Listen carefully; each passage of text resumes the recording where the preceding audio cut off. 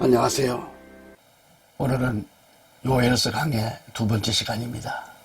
오늘 말씀의 주제는 여호와의 말씀을 선포하는 요엘이라 말씀입니다.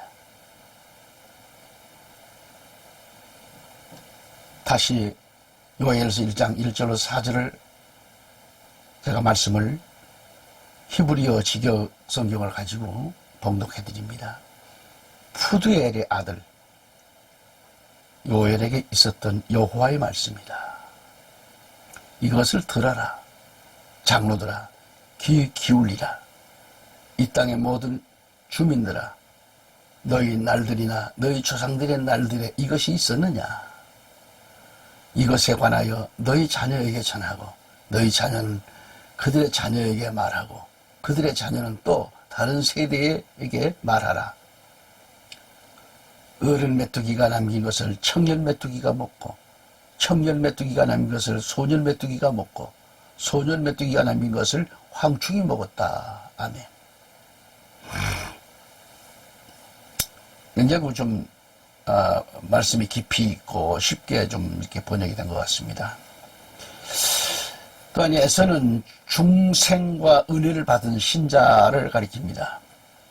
그러나 마지막 한순간에 기업을 상실한 망령된 자의 그 대표적인 인물이 되죠. 마지막 때 일순간에 이 경제적인 문제, 배고픔의 문제를 해결하기 위해서 장자권을 박탈당할 것을 보여줍니다. 경제 문제로 인해 신앙을 포기할 자들이 앞으로 많을 것입니다. 그 한 예로 앞으로 선과 이마에 표를 받지 아니하면 그 어떤 것도 매매를 할 수가 없습니다. 그 어떤 것도 없으면 체포되어 가서 죽든지 반드시 그 표가 있어야, 이마와 손에 이 표가 있어야 슈퍼에 가서,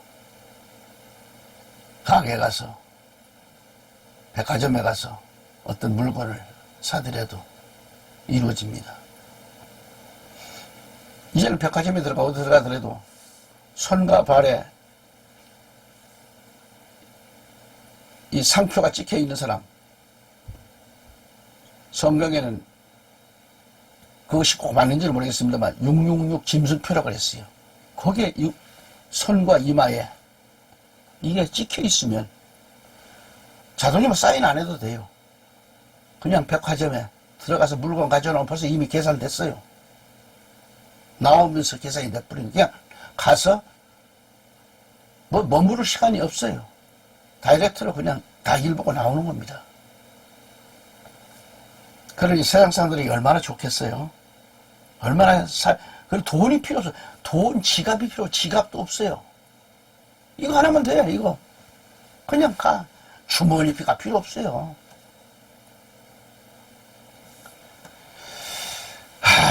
그래서 경제적인 이 문제로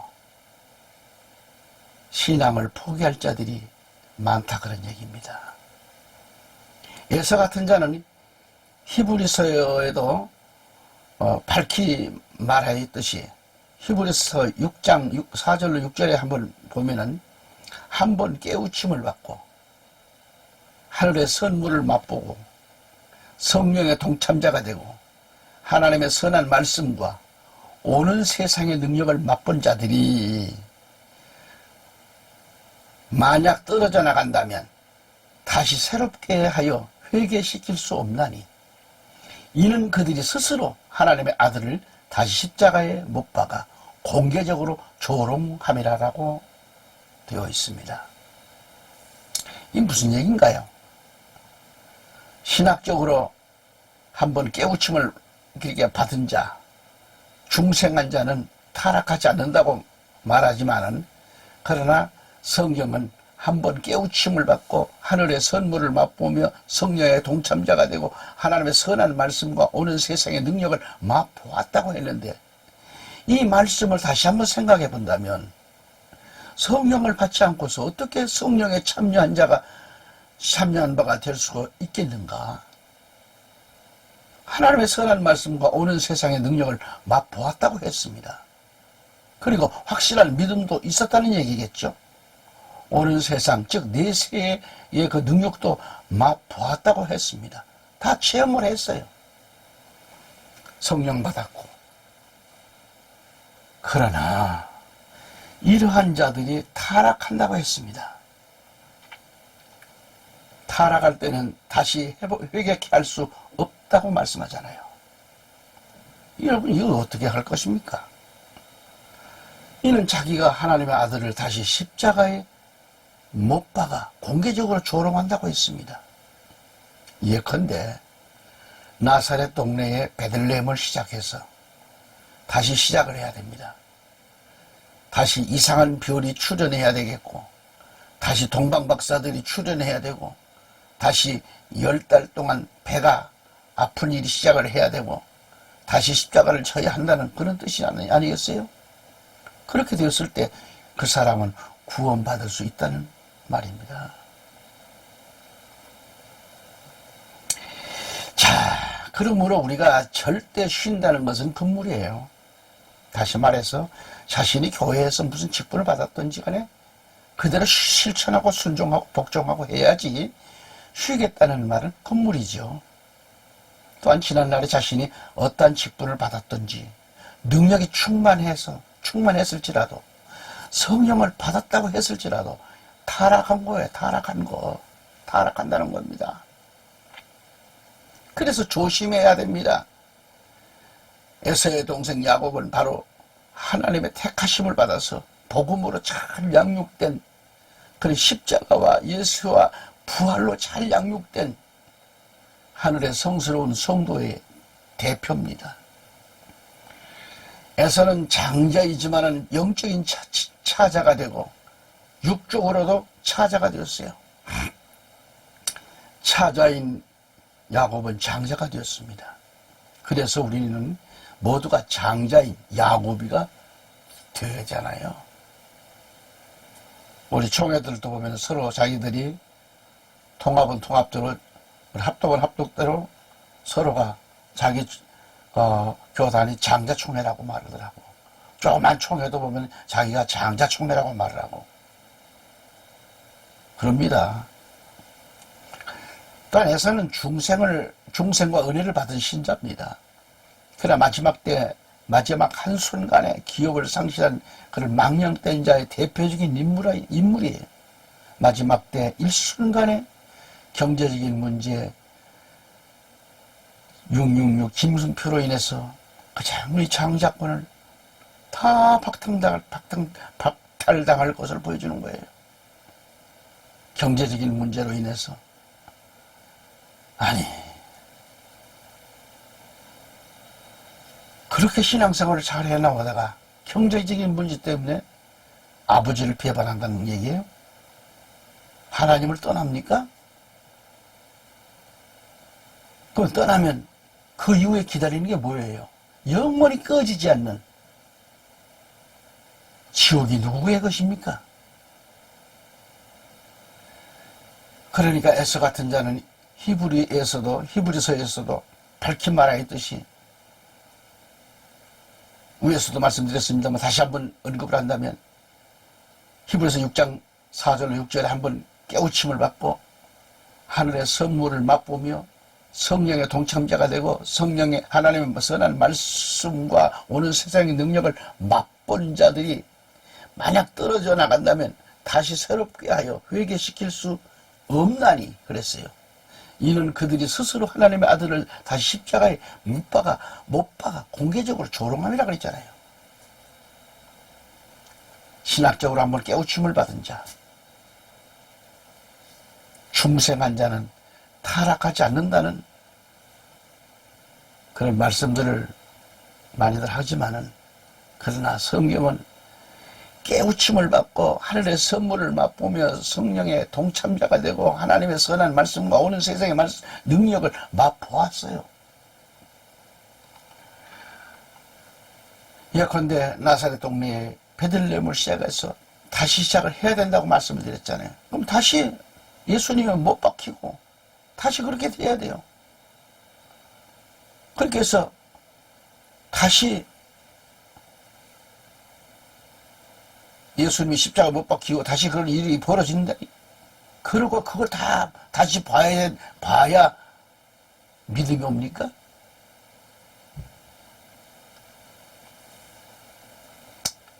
지난날에 자신이 어떠한 직분을 받았든지 능력이 충만했을지라도 성령을 받았다고 큰소리 칠지라도 다 알아간다는 거죠. 그래서 조심해야 된다는 얘기를 다시 반복해 드리는 겁니다. 이 에서의 동생 야곱은 바로 하나님의 택함을 받아서 복음으로 잘 양육된 십자가와 예수와 부활로 잘 양육된 하늘의 성스러운 성도의 대표입니다. 에서는 장자이지만 영적인 차자가 되고 육적으로도 차자가 되었어요. 차자인 야곱은 장자가 되었고요.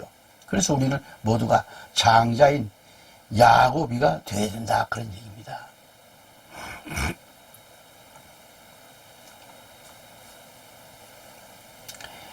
창세기 25장 26절을 보면 이삭이 60세에 두 아들을 낳았는데요. 60세에 등남을 한 겁니다. 등남을 했다 그러죠.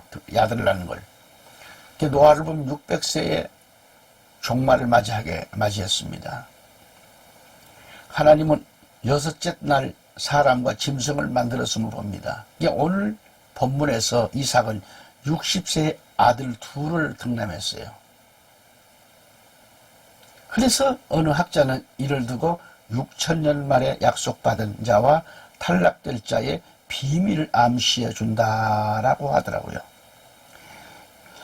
예컨대 이삭의 가정을 보면 창세기에서 이미 6천년 만에 그러한 그런 상황을 비밀로 보여주었다라는 것이 예를 들었습니다. 구원받을 자와 사랑받을 자와 구원도 사랑도 못 받고 타락될 자를 자세히 비밀로 예시해 주었다라는 것이죠.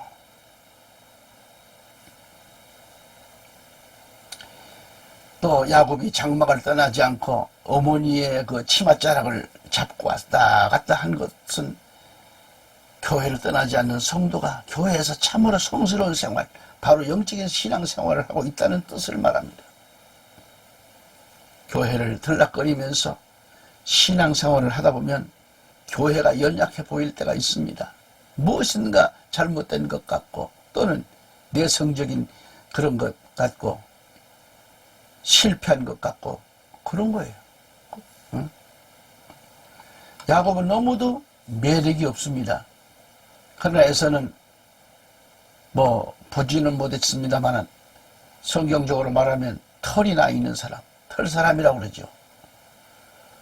체력적으로도 아주 우람하고 힘도 있고, 그리고 그는 뭐예요? 화살을 들고 나가서 사냥을 즐기는 사냥꾼입니다. 사냥. 그렇게 사냥을 즐기다 보니까 살결도 붉고 매력을 갖춘 자가 바로 아니겠는가. 남자다운 체질이 아니겠는가. 그러나 야곱은 장막에서 어머니 심부름이나 하고 어머니를 돕는 일을 했지만은 이것은 예수님의 피를 바로 아는 성도를 보여줘요.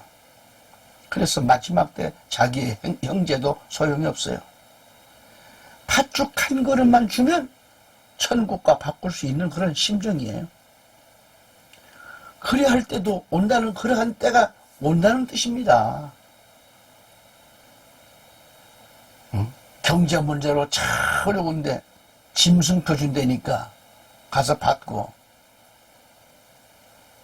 그거 받으면 우선 먹기 꽃감이 달지요. 그러나 그 이후에 영원한 죽음을 어떻게 생각할 것인가. 짐승의 밥이 돼가지고 저 사단 마귀가 지옥불에 던져질 때에 같이 던져질 텐데 그 아픔, 괴성, 고통, 그 처절함 어떻게 그것도 하루 이틀 끝나는 게 아니잖아요. 영원히, 영원히.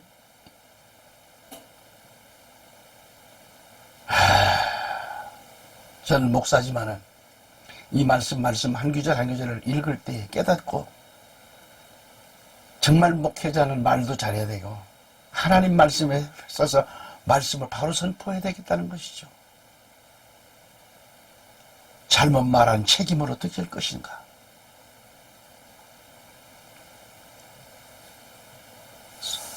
성도들을 주머니나 긁어서 부를 이루려는 사꾼 목자들 어떻게 생각할 것인가. 우선 목에 꽃감이 달라고 그렇게 착취해서 성도들의 등대기를 긁어서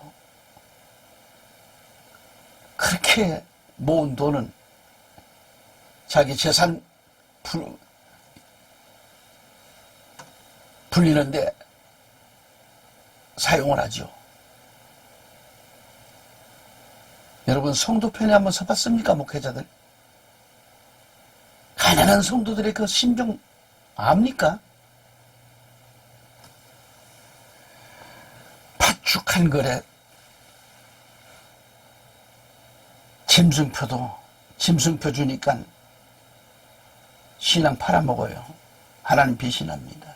주여 합니다. 그러면서도 그러나 이미 끝났습니다. 팥죽 한 그릇만 주면 천국과 바꿀 수 있는 심정? 그럴 때가 온다는 거예요. 그러한 그림자를 우리에게 보여주고 있는 겁니다. 그때 참지 못하고 하늘의 기업을 팥죽 한 그릇에 팔아먹는 것, 이 얼마나 가슴 아플 일입니까? 억울하지 않습니까? 지금까지 신앙생활을 해온 것, 하늘의 기업, 저 천국을 짐승표를 받고 잠시 육신의 생각, 육신의 양식을 취하는 자들의 그림자로 보여준 것. 여러분, 이러한 자들은 아무리 회개한다고 땅을 치고 통곡하고 그때 가서 통곡해봐도 구원이 없습니다. 이마에나 손에 경제수단이 짐승표를 받은 자들은 구원이 없습니다.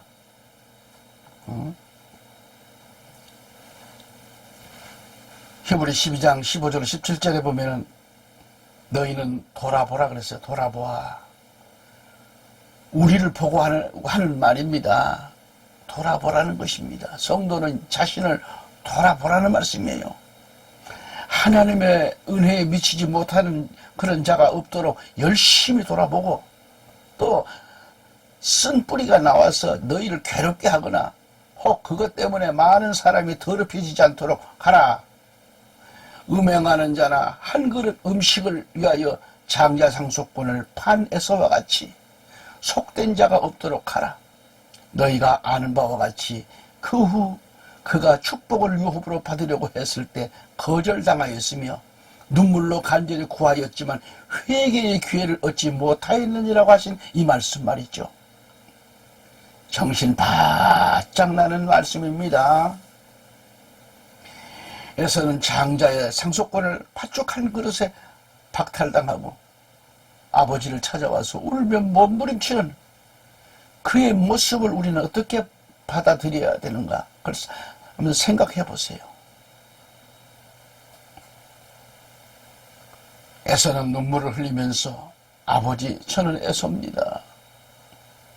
내게도 축복하여 주옵소서.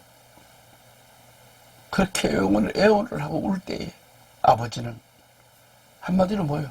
없다는 것입니다. 조금만이라도 달라고 울며 불며 했겠지요. 아니 찌꺼기라도 좀 달라고 했겠지요. 그러나 뭘 달라 했든지 간에 한 번 축복권이 건너갔으니 그 일은 안 되는 겁니다. 오늘은 여기까지도 말씀을 드리셨습니다. 끝까지 말씀을 애청해 주신 국내외 구독자 여러분, 애청자 여러분, 오늘도 내일도 주 안에서 줄 모실 그날을 바라보며 준비할 수 있는 성도들이 목회자가 되시기를 주님의 이름으로 간절히 기원합니다. 감사합니다.